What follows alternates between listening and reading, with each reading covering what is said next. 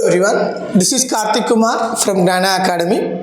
So చిన్నగా చెప్పాలి అంటే మీకు ఈరోజు ఈ వీడియో ద్వారా మీకు తెలియజేయాల్సింది ఏంటంటే మీ పిల్లలు ఐఐటి నీట్ ఫౌండేషన్ ప్రిపేర్ అవుతున్నారు. అలాంటి ప్రిపరేషన్ టైంలో మీ పిల్లల యొక్క స్టాండర్డ్స్ ఏంటి, అసలు ఒక ఎగ్జామ్ రాయించాలనుకుంటున్నారా? సో స్కూల్లో కాకుండా ఒక కాంపిటీషన్లో రాయించాలనుకుంటే best exam is RIMC, Rashtriya Indian military college. So దీని యొక్క పూర్తి వివరణ మళ్ళీ ఎగ్జామ్ నోటిఫికేషన్ రిలీజ్ అయింది. సో ఎగ్జామ్ నోటిఫికేషన్ రిలీజ్ అయింది కావున ఈ యొక్క డీటెయిల్స్ పూర్తిగా చూడగలరు. ఈ వీడియోని మొదటి నుండి మొదలుకుంటే చివరి వరకు చూడండి, మీకు పూర్తిగా వీడియో అనేది అర్థమవుతుంది. సో నా ఒకసారి నోటిఫికేషన్లో డీటెయిల్స్ తీసుకుంటే వెబ్సైట్లో వెళ్ళిన తర్వాత ఆర్ఐఎంసి అఫీషియల్ వెబ్సైట్ మీకు ఓపెన్ అవుతుంది. Just look at here. ఇక్కడ ఎలా అంటే చూడండి,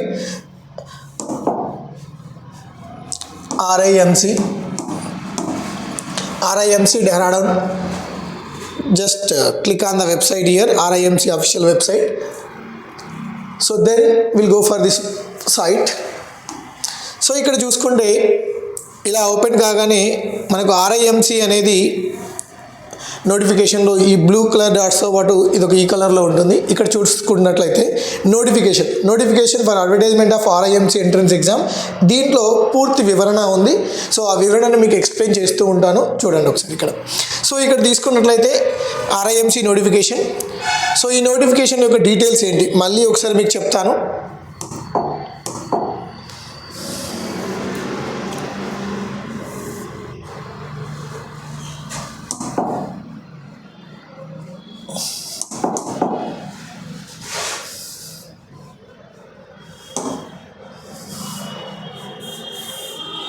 ఇక్కడ చూసుకున్నట్లయితే అసలు ఈ RIMC ఎగ్జామ్ రాయడానికి ఎవరు ఎలిజిబిలిటీ ఉంటుంది, ఫస్ట్ ఆయన అదేవిధంగా అప్లికేషన్ చేసుకోవాలంటే ఎగ్జామ్ ప్రాసెస్ ఏంటి, సో అవన్నీ కూడా మనం డిస్కస్ చేద్దాం. ఒకసారి ఇక్కడ చూడండి అందరూ. సో RIMC నోటిఫికేషన్లో చూసుకున్నట్లయితే Dehradun for the Jan 2027 term ఎగ్జామ్కి, జనవరి 2027 టర్మ్ ఎగ్జామ్కి నోటిఫికేషన్ వచ్చింది. ఈ ఎగ్జామ్ వచ్చేసి ఎప్పుడు ఉంటుంది, ఎవరు ఎలిజిబిలిటీ ఉంటుంది. సో ఇక్కడ తీసుకున్నట్లయితే ప్రజెంట్ ఎవరైతే ఈ అకాడమిక్ ఇయర్లో 6th క్లాస్ చదివే పిల్లలు కానీ, 7th చదివే పిల్లలు కానీ, 8th చదువుతూ ఉన్న పిల్లలు, ఈ ముగ్గురు కూడా ఎలిజిబిలిటీ ఉంటుంది ఎగ్జామ్ రాయడానికి. 6th, 7th, 8th ముగ్గురు పిల్లలు కూడా ఎలిజిబిలిటీ ఉంటుంది. అలాగే మరి వీరి యొక్క డేట్ ఆఫ్ బర్త్ ఎలిజిబిలిటీ అనేది క్రైటీరియా చాలా ఇంపార్టెంట్. అంటే ఇక్కడ ఏంటంటే సార్ 6th పిల్లవాడు ఎలా రాయొచ్చు, 7th పిల్లవాడు ఎలా రాయొచ్చు, 8th పిల్లవాడు ఎలా రాయొచ్చు అని ఒక డౌట్ వస్తుంది మీకు. సో RIMC ఎంట్రన్స్ ఎగ్జామ్ అనేది తెలంగాణకి ఒకటే సీట్ ఉంటుంది.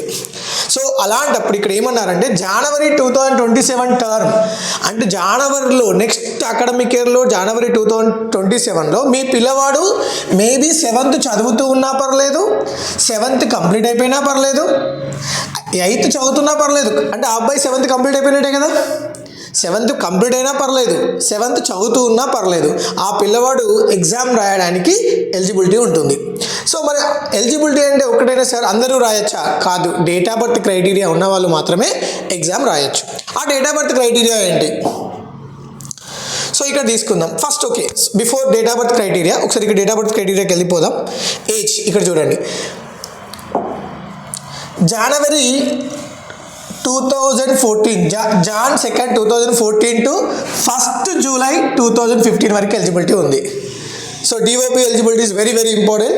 2nd January 2014 to 1st July 2015 వరకు ఉన్నటువంటి పిల్లలు ప్రజెంట్ 5th చదువుతున్నా పర్లేదు, ప్రజెంట్ 5th చదువుతున్నా మీకు ఎలిజిబిలిటీ ఉందా, exam రాసేయండి. 5th, 6th, 7th, 8th ఈ ముగ్గురు కూడా రాయొచ్చు ఎగ్జామ్. సీట్ వస్తుందని ఎగ్జామ్ రాయకండి, మీ నాలెడ్జ్ని టెస్ట్ చేయడానికి ఎగ్జామ్ రాయండి. సో నాలెడ్జ్ని ఏదో టైం పాస్ రాస్తే రాదండి, you have to prepare A plan and execute it. So next, so మరి ఈ టెస్ట్ ఏ విధంగా ఉంటుంది, ఈ ఎగ్జామ్ ప్యాటర్న్ ఎలా అప్లై చేయాలి, ఎగ్జామ్ ప్యాటర్న్ గురించి డిస్కస్ చేద్దాం ఒకసారి. సో ఇక్కడ ఎగ్జామ్ ప్యాటర్న్ తీసుకుంటే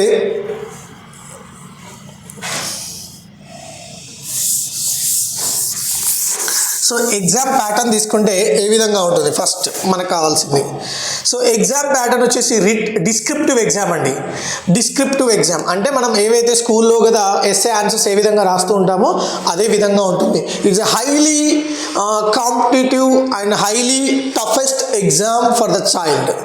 మీరు ఏదైతే ఐఐటి నీట్ అనుకుంటున్నారో ఐఐటి నీట్ కన్నా టఫెస్ట్ ఎగ్జామ్ ఏంది ఇది. మీ పిల్లవాడు బేసిక్ స్టాండర్డ్స్లో మనం ఏదైతే అనుకుంటున్నామో ఫ్యూచర్లో ఐఐటి కొట్టాలి, నీట్ కొట్టాలి, క్లాట్ సాధించాలని అనుకుంటున్నారో వాటికన్నా ముందుగా ఇలాంటి ఎగ్జామ్స్ రాసినప్పుడు మీ పిల్లవాడి యొక్క ఒరిజినల్ స్టాండర్డ్ బయటకు వస్తుంది.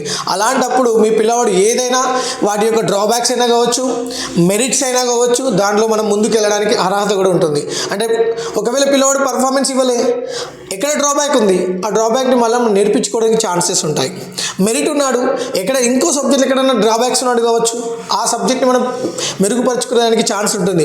ఒక ఎంట్రన్స్ ఎగ్జామ్ అనేది సీట్ కోసమే రాయొద్దండి, పిల్లవాడి యొక్క క్యాపబిలిటీస్ ఏంటో తెలుసుకోవడానికి మాత్రమే ఎగ్జామ్ రాయాలి.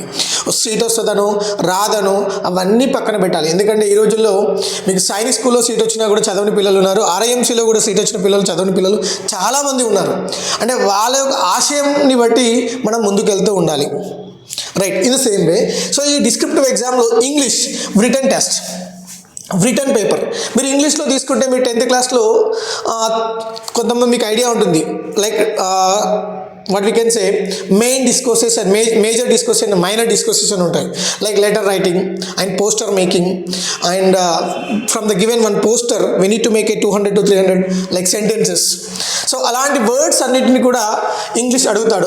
అదేవిధంగా ఇంగ్లీష్లో తీసుకుంటే like narration is nothing but direct and indirect speeches అడుగుతాడు ఇదే పేపర్లో. సో గ్రామటికల్గా తీసుకుంటే చాలా హెవీగా డెప్త్గా ఉంటాయి. And coming to mathematics, so mathematics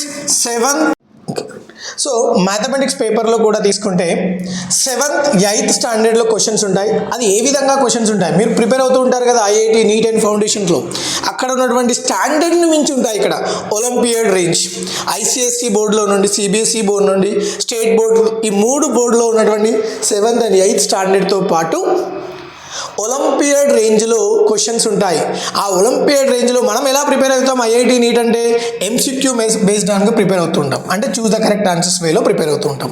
option elimination చాలా ఈజీ, కానీ ఒక కాన్సెప్ట్ని డిస్క్రిప్టివ్గా స్టెప్ బై స్టెప్ రాయడం, ఒక కొత్త క్వశ్చన్ని అనేది చాలా డిఫికల్టీ. సో కాబట్టి మీ పిల్లల యొక్క ఆలోచన విధానం మారుతుంది ఈ మ్యాథమెటిక్స్లో. ఇక general knowledge written paper, general knowledge written paper అంటే ఇస్ నథింగ్ బట్ ఎంసీక్యూ పేపర్లో ఉంటుంది ఇది. సో జనరల్ నాలెడ్జ్లో ఏమేమి వస్తాయి సార్, జిఎస్ వస్తుంది, ఎస్ఎస్ వస్తుంది. జిఎస్ అంటే general science is nothing but physics, chemistry and biology ఉంటుంది. సోషల్ స్టడీస్ హిస్టరీ ఉంటుంది, జాగ్రఫీ ఉంటుంది, సివిక్స్ ఉంటుంది, ఎకనామిక్స్ ఉంటుంది, దాంతోపాటు కరెంట్ ఇష్యూస్ ఉంటాయి. సో ఫస్ట్ వచ్చేసి written test. After written test written test ఉంటుంది. Once after completion of the return test next process ఏంటి అంటే ఇంటర్వ్యూ ఉంటుంది. ఎవరైతే క్వాలిఫై అవుతారో ఆ క్వాలిఫై అయినటువంటి పర్సన్స్ని ఇంటర్వ్యూకి పిలవడం జరుగుతుంది. సో ఇక్కడ చూడండి, సో మరి ఇది బాగానే ఉంది. Education qualification, age criteria, mathematics ఇవన్నీ ఏ రోజులో జరుగుతాయి, ఒకటే రోజులో ఎగ్జామ్ జరుగుతూ ఉంటాయి according to the schedule 9:30 to 12 and 1:30 అని ఇలా. సో పేపర్ ప్యాటర్న్ ఏ విధంగా ఉంటుంది కూడా మీతో డిస్కస్ చేస్తూ ఉంటాను. లైక్ ఒక సబ్జెక్ట్ గురించి, మ్యాథ్స్ గురించి ఒకరోజు, ఇంగ్లీష్ గురించి ఒకరోజు, జనరల్ సైన్స్ యొక్క పేపర్ ప్యాటర్న్ ఏంటి, ఎన్ని క్వశ్చన్స్ వస్తాయి, డే బై డే దీని యొక్క వీడియోస్ కూడా అప్డేట్ చేయడం జరుగుతుంది. So in the viva voice and like interview ఉంటుంది. అండ్ నెక్స్ట్ మరి ఎలా అప్లై చేసుకోవాలి, దీని యొక్క పేమెంట్ ఏంటి, ఎప్పటివరకు లాస్ట్ డేట్ ఉంది, దాని యొక్క డీటెయిల్ చూద్దాం. ఏమేం సర్టిఫికేట్స్ కావాలి. సో ఇక్కడ చూసుకున్నట్లయితే మెయిన్ క్రైటీరియా పక్కన పెట్టుకుంటే ఓకే, June 7 ఎగ్జామ్ ఎప్పుడు ఉంటుందంటే ఎగ్జామ్ వచ్చేసి June 7th. June 7th, 2026లో ఉందండి. ఇక్కడ మీరు అబ్జర్వ్ చేయాలి, ఏప్రిల్లో మీ పిల్లలకి ఎగ్జామ్స్ అయిపోతున్నాయి, మేలో ఇలాంటి కాంపిటీషన్ ప్రిపేర్ చేయించవచ్చు కదా జూన్ వరకు, అది కూడా ఒకసారి ఆలోచించుకోండి. నెక్స్ట్, సో మరి అప్లై చేయడానికి ఏ విధంగా చేయాలి, online application or offline application. So ఇక్కడ ఒక మనకు ఉంటుంది ఏంటంటే ఆన్లైన్ అండ్ ఆఫ్లైన్ రెండు ఉంటాయండి. ఇది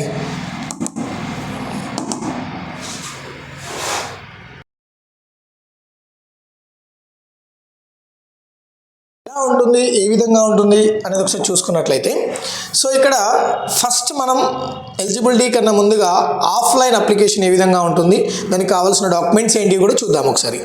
సో ఆన్లైన్ కన్నా ముందుగా ఒకసారి నేను బిఫోర్ మళ్ళీ ఆన్లైన్ ఎలా చేసుకోవాలో చెప్తాను, ఆఫ్లైన్లో ఏ విధంగా ఉంటుంది. సో ఇక్కడ ఏంటంటే మనం వెబ్సైట్లోకి వెళ్ళి ఆన్లైన్లో అప్లై చేయాలి. మనకు ఆఫ్లైన్లో కావాల్సినటువంటి రిక్వైర్మెంట్ డాక్యుమెంట్స్ అన్నీ కూడా పంపిస్తారు వాళ్ళు. సో రిక్వైర్మెంట్ అప్లికేషన్ ఫామ్స్ అన్ని పంపిస్తారు. దానికి ఎలాంటి సర్టిఫికేట్స్ కూడా మనం అటాచ్ చేయాల్సి ఉంటుందో కూడా చూపిస్తాను. సో ఇక్కడ చూసుకున్నట్లయితే, సో ఇక్కడ చూడండి, ఈ 3 certificates are very very important. Birth certificate, domicile and residence certificate, SC/ST certificate whereas applicable, and next వచ్చేసి OBC and general వాళ్ళకి ఏముండదు, OBC సర్టిఫికేట్. నెక్స్ట్ ఇంకొకటి వచ్చేసి a certificate from the principal of the current school in which of the candidate is studying. So ఏ స్కూల్లో అయితే చదువుతూ ఉంటాడో ఆ స్కూల్లో బోనోఫైడ్ సర్టిఫికేట్ పైన ఫోటో పేస్ట్ చేసి స్టాంప్తో తీసుకుంటే సరిపోతుంది.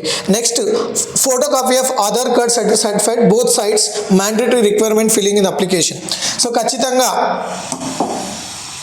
వాటితో పాటు photo copy, 2 passport size photographs, and next ప్రతి వాటిపైన జిరాక్సెడ్ కాపీస్ పైన, అంటే ఏవైతే జిరాక్సెస్ కాపీస్ ఉన్నాయో ఇవన్నిటిపైన ఒక గెజిటెడ్ స్టేట్ గవర్నమెంట్ నుంచి కానీ ఒక స్టేట్ రెస్పెక్టివ్ స్టేట్ గవర్నమెంట్ ఏదైతే ఉంటుందో గెజిటెడ్ పర్సన్స్ నుంచి సైన్ తీసుకోవాల్సి ఉంటుంది.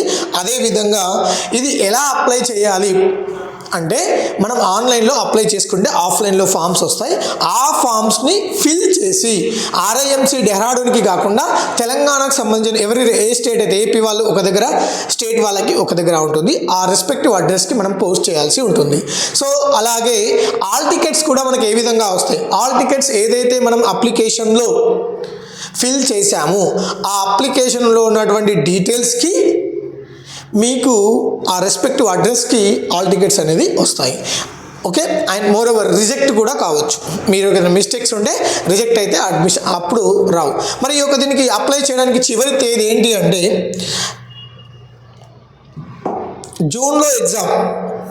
జూన్లో ఎగ్జామ్ ఉంది, కానీ అప్లికేషన్ చివరి తేదీ ఎక్కడ ఉంటుంది ఒకసారి చూద్దామండి. 1 minute. ఓకే, అప్లికేషన్ స్టార్ట్ అయిపోయింది already February 15. Last date for application April 5th. Sir నేను ఆన్లైన్లో ఈరోజు అప్లై చేసుకుంటా. ఓకే అండి, వెరీ గుడ్.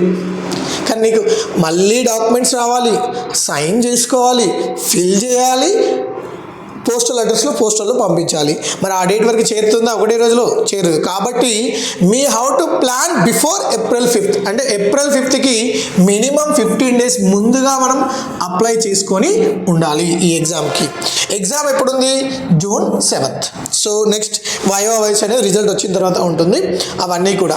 ఓకే, నెక్స్ట్ మరి ఆన్లైన్లో ఏ విధంగా అప్లై చేయాలి, ఒక్కసారి ఆన్లైన్ ప్రాసెస్ ఏంటనేది చూద్దాం ఒకసారి.